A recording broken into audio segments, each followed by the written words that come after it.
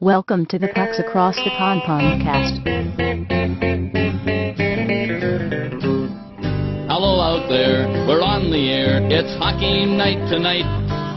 Tension grows, the whistle blows, and the puck goes. This is the Pucks Across the Pond podcast in association with HockeyTutorial.com. Hello and welcome to this week's edition of the Pucks Across the Pond podcast. I'm Stoops and I'm joined by Bradley Marsh and a very special guest, Janne Vertinen. So how's it going, Janne?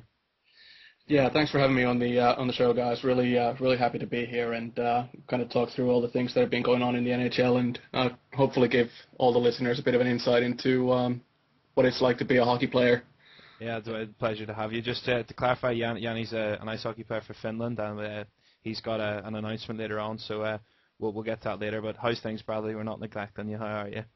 I feel like a third wheel at the moment. There we go. No, I'm great, thank you, Aaron. Obviously, breakthrough episode for us, so I'm really excited for this one. Yeah, absolutely. There could be technical hitches, so just keep with us on that. We'll work things out anyway. But I guess the biggest news this week for us to talk about has got to be Brad Richards really signing a 9-year, $60 million deal with the Rangers. So the Rangers get their man.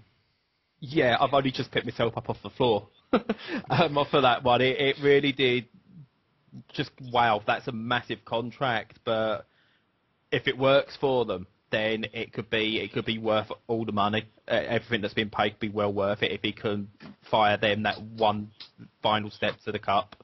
Yeah, absolutely. The interesting thing about the contract is just how badly front-loaded it is. It seems ridiculous. Brian Burke said that he refuses to do those front-loaded contracts in a press conference. Now, I don't think that's why he didn't sign with Toronto, as many people are saying. They're saying that Brian Burke should have front-loaded the contract because, you can at the minute, so you might as well take advantage of the rules. But I'm not really convinced. But I think that they overpaid for someone that, yes, is a number one center, but I don't think he's going to be the answer to New York's problems.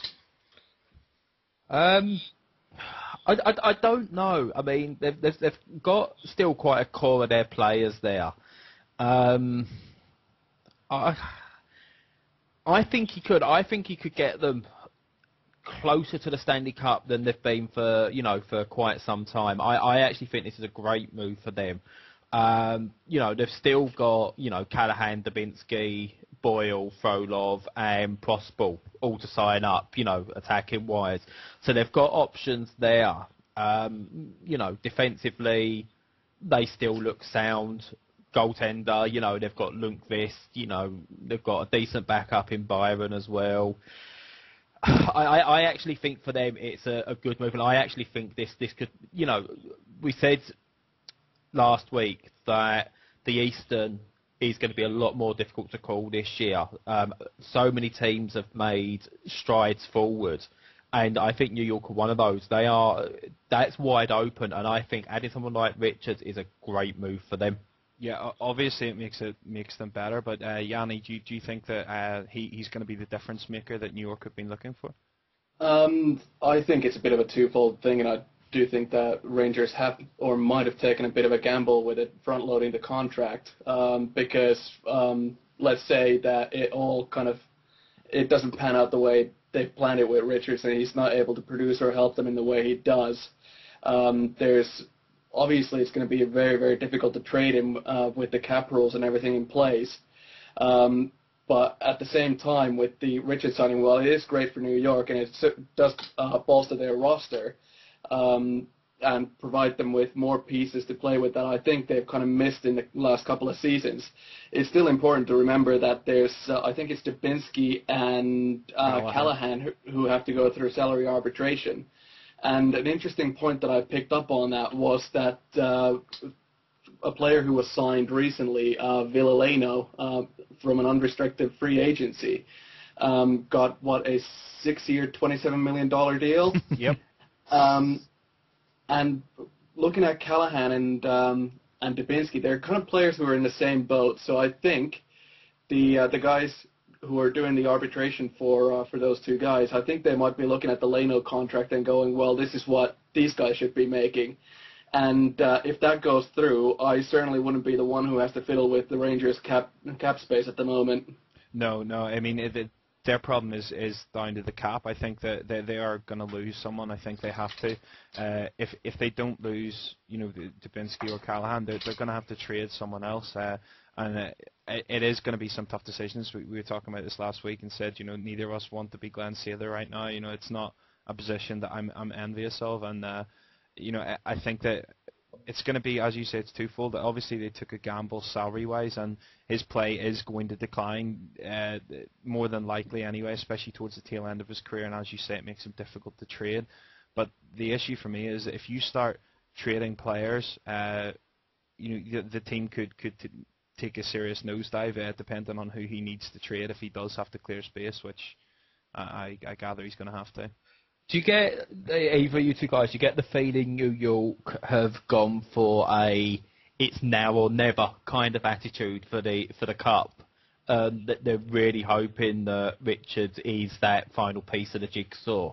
Because as you said, if it doesn't go right, his play is going to start to drop off, and they may need to trade away some decent players to keep him there and to keep things moving. So, either of you, is it a now or never for New York? Go ahead, Janne. What do you think? I think Richards certainly, like I said, provides an integral piece to the Rangers puzzle, and with his contract and everything, he is committed to the team long term. Even if his play is going to decline, I think he will be able to provide something that will be important in the postseason, which is leadership. You only have to look at Boston from this year. And Mark Recchi, at 42, he wasn't really contributing offensively, but his experience and leadership were the things that really helped the team and kind of helped them to understand what it takes to win a cup. So I think if Richards' career will kind of tail off, he'll be at least able to provide them with that leadership and the pedigree of winning. But at the same time, I kind of think that the Rangers need to add some youth into the roster. They've got a good couple of guys there who are just hitting their prime of their careers. So I think in the next, say, 2-3 seasons, Rangers will be a formidable cup contender. Yeah, I agree, and it's interesting what you said about the veteran experience there, and what Mark Recchi could bring to Boston. But the thing that's important to remember is that Brad Richards has said publicly that what he wanted when he was searching for this contract was a chance to win the cup. So he obviously feels that New York have that chance. But that's why I wouldn't have been surprised to see him sign a shorter-term deal for less money, which is one of the reasons that I thought Tampa, whilst wasn't an ideal place for him to go, I thought that they were in the mix because he might have taken less dollar for a legitimate chance to take the club. But there's no way that anyone looks at that contract and goes, well, New York will be in the mix for the next 9 years, because that's just not going to happen. I think realistically, if they are going to win, it's going to be over the next sort of between 3 and 5 years. I don't think it's now or never, like this season coming, but I really do think that group of guys that he has in New York, it is going to be over the next 2-3 years, possibly towards 5 years. That after that they're going to have to rebuild again. But the problem they have is very similar to the problem Detroit has, but Detroit manages to pull it off. They're good enough to not, to make the playoffs normally. Obviously didn't this year, but they're a solid team, but they're not bad enough to get decent draft picks, which means that when they do have to start rebuilding again, much like in Chicago, we're going to see them be terrible, I think, for 3 or 4 years, maybe even more than that, before they even start getting anywhere near a rebuild.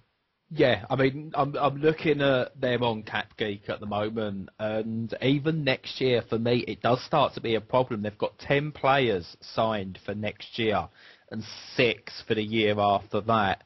They've got to do a lot of good work to keep a good core of players there, I think, and not just them core players, but get some good quality around them. It's why I actually think, this year they've got to make great strides this year to show they're in with a shout, to try and keep as many players as they can to want to re-sign, possibly for as little as possible as well.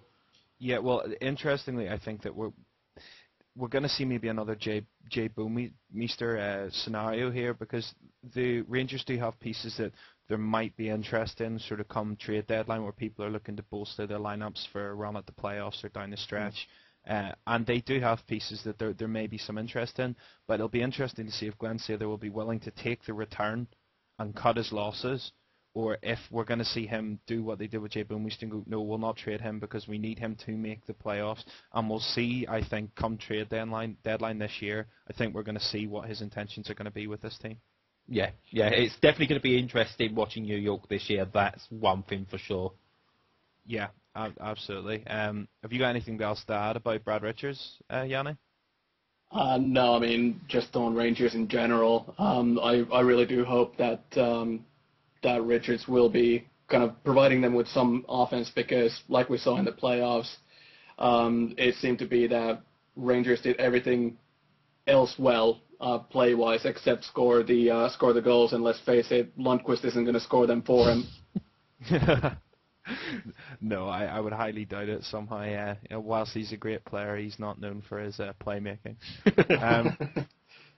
Obviously, Steven Stamkos has been a lot of talk about. There's been rumours about offer sheets for a long time. I've maintained that he's not going to get offer sheeted. I don't think he will. Drew Doughty, on the other hand, I wouldn't rule the possibility out. But what do you guys make of the situations with Steven Stamkos and Drew Doughty? Are they both going to re-sign? Are we going to see this drag out for a long time, or do you think that this is something that will be resolved soon?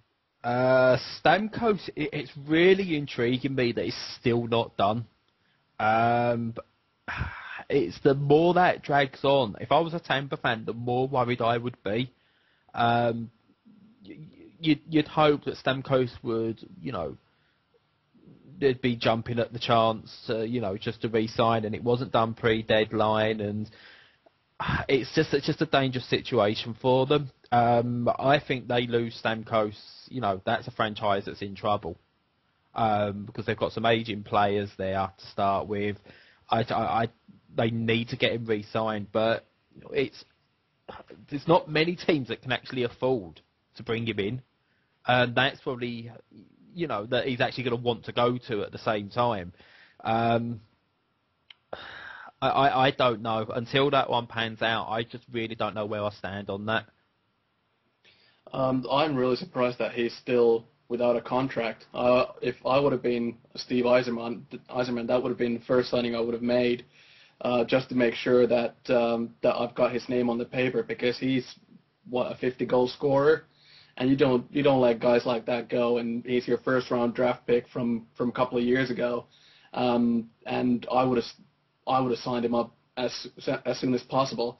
And like I said, the longer that this situation drags on, if I was a Tampa fan, I'd be worried, because some of the signings they've made so far in the off-season, they haven't really struck me as the ones that would be kind of the big-name signings, or the signings that would carry your team into the playoffs. Yeah, I definitely agree with that. I think that the problem that people keep bringing up with the offer sheet is that the compensation is 4 first-round draft picks, right?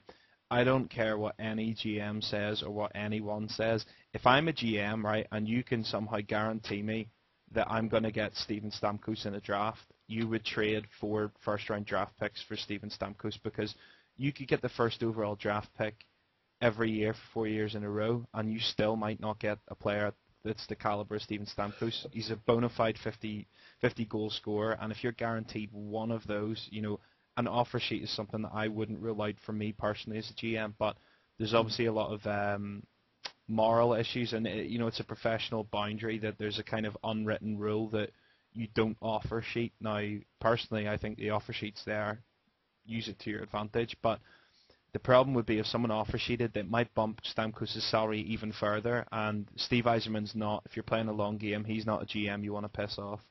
No.